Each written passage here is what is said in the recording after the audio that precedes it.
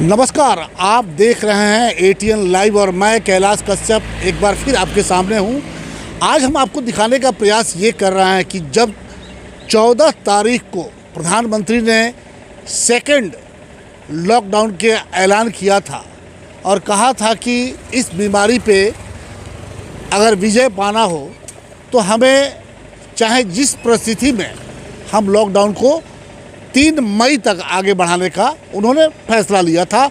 लेकिन उसमें एक उन्होंने ये भी कहा था कि आने वाले 20 तारीख से 20 अप्रैल से लॉकडाउन के नियम में थोड़े बहुत बदलाव किए जाएंगे।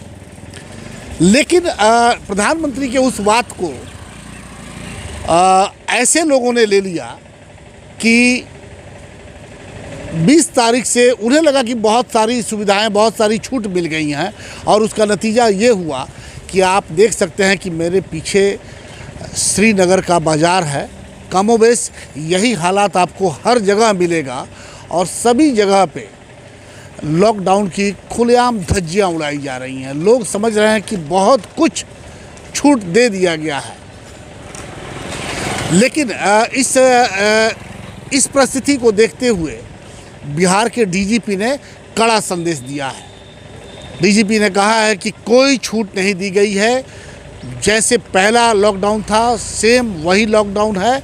सरकारी जो कुछ बहुत ज़रूरियात चीज़ें हैं, ऑफिस हैं चाहे गाड़ी घोड़, उनको छोड़ा गया है, बाकी किसी को छूट नहीं दी गई है। तो ये आइए हम सुन लेते हैं कि डीजीपी साहब ने, बिहार के जो डीजीपी हैं गुप्तेश्वर पांडे, उन्होंने किस तरह से इस सेकेंड लॉकडाउन 2 की व्याख्या की है और क्या बताया है कि क्या वाकई छूट दिया गया है या पूरी तरह से पहले की तरह सारे नियम कानून वही हैं। आपको घर से बहुत ज़्यादा ज़रूरत पड़े तब आपको निकलना है, अन्यथा नहीं निकलना है, मोटरसाइकिल से बाज़ार में नहीं आना है, वगैरह वगैरह। हम आइए सुनते हैं डीजीपी गुप्तेश्वर पांडे के जुबानी। नमस्कार, मैं गुप्तेश्वर पांडे, डीजीपी बिहार। एक गलतफहमी बहुत हो रही है लोगों को कि 21 के बाद लॉकडाउन में छूट है। नहीं, मैं यही स्पष्ट करने के लिए हाथ जोड़ करके प्रार्थना करता हूं बिहार की 12 करोड़ आवाम से, कोई छूट नहीं है आम आदमी के लिए। जैसे लॉकडाउन चल रहा था आम जनता के लिए, वैसे ही एक लॉकडाउन 3 मई तक चलेगा। आपने बड़ा सहयोग किया है, बड़ा समर्थन दिया है, बड़ा ही प्यार दिया है। मेरा अनुरोध है कि 3 मई तक अपने घर में रहें। सरकारी कार्यालय खुल गए हैं तो कुछ लोग आएंगे जाएंगे, आवश्यक सेवाओं से संबंधित लोग आएंगे जाएंगे, आपातकालीन सर्विसेज से संबंधित लोग आएंगे जाएंगे। कुछ कामों में सरकार ने छूट दी है, उस कामों से संबंधित लोग आएंगे जाएंगे। उनको रोड पर गाड़ी से, मोटरसाइकिल से चलते हुए देखकर ये न समझ लेना कि आप भी स्वतंत्र हैं, कहीं निकल सकते हैं। नहीं, आम जनता के लिए अभी भी लॉकडाउन वैसे ही है जैसे था। हाथ जोड़ते हैं, घर में रहिए, सुरक्षित रहिए, 3 मई तक बाहर मत निकलिए।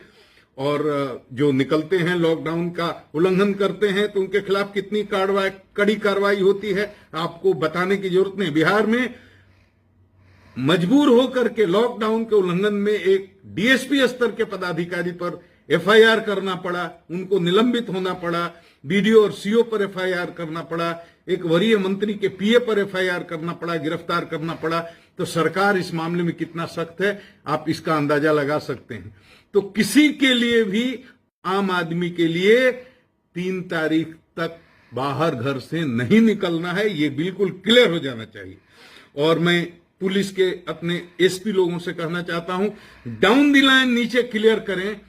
कहीं कहीं पत्रकारों के साथ दुर्व्यवहार की सूचना आती है, कहीं कहीं इनोसेंट लोग जो जरूरी काम से सोशल डिस्टेंसिंग के नियमों का पालन करते हुए प्रिस्क्रिप्शन लेकर दवा लेने जा रहे, उनके साथ दुर्व्यवहार की सूचना आती है। बहुत कम ऐसी घटनाएं बिहार में हुई, लेकिन एक भी ऐसी घटना होती है तो हमारा नाम खराब होता है, बिहार पुलिस का नाम खराब होता है। किसी पत्रकार पर हाथ न उठाएं।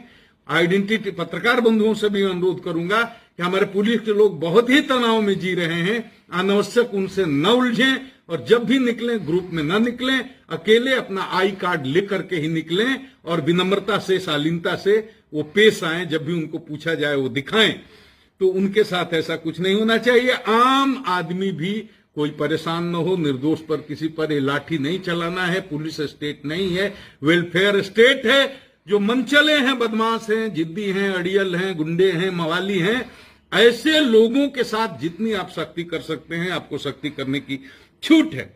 लेकिन इस बात का बहुत अच्छे से विचार करके कि किसके साथ कितना क्या कार्रवाई करनी है वो करें, ताकि कोई जनता में पुलिस के खिलाफ गलत मैसेज नहीं जाए। और जनता से भी मैं अनुरोध करूंगा कि कोरोना वॉरियर्स जो चाहे स्वास्थ्य सेवा से जुड़े हुए लोग हों, चाहे डॉक्टर हों या पुलिस हों, बहुत तनाव में वो काम कर रहे हैं और आपकी सेवा में जुटे हैं, उनके साथ कहीं दुर्व्यवहार न करें।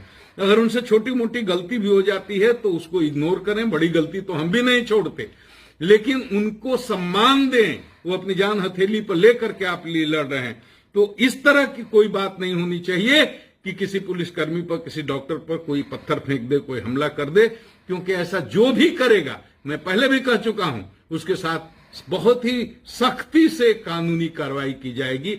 उनको इसका परिणाम भुगतना पड़ेगा। इस बात को मैं फिर दोहरा के कह रहा हूं और अपने पुलिस अधिकारियों से कह रहा हूं, सुनो सिपाही भाई, हवलदार भाई, थानेदार भाई, डीएसपी, इंस्पेक्टर और एसपी साहब, लोग कुछ ऐसे हैं जो सांप्रदायिक पोस्ट करके और किसी तरह से दो समुदायों में नफरत फैलाने की कोशिश कर रहे हैं। सैकड़ों लोगों की ऐसी गिरफ्तारी हुई है। जो पोस्ट करता है उसको तुरंत दबोच लीजिए, मुकदमा कीजिए, गुंडा रजिस्टर में उसका नाम चढ़ाइए, केस में चार्जशीट करिए, स्पीडी ट्रायल कराइए, ताकि वो जीवन में ऐसी गलती करने की हिम्मत न करे। एक बार ये हो गया, सरकारी नौकरी नहीं मिलेगी, चरित्र सत्यापन प्रमाण पत्र नहीं मिलेगा, जीवन में बहुत ही संकट का सामना करना पड़ेगा। इसलिए मैं नौजवानों से अनुरोध करता हूं, चाहे किसी समुदाय के हों, किसी तरह के बहकावे में आकर कोई भड़काऊ पोस्ट न करें, कोई अफवाह न फैलाएं। सोशल मीडिया पर भी ध्यान रखिए। पत्रकार हमारे स्तंभ हैं, उनका सम्मान करना हमारा धर्म है, लेकिन पत्रकारिता के नाम पर कुछ ऐसे लोग भी आ गए हैं जो पोर्टल खोल खोल करके और गलत न्यूज, अफवाहें फैलाते हैं। कम हैं, लेकिन ऐसे लोग हैं, तो ऐसे लोगों के खिलाफ भी कार्रवाई होगी।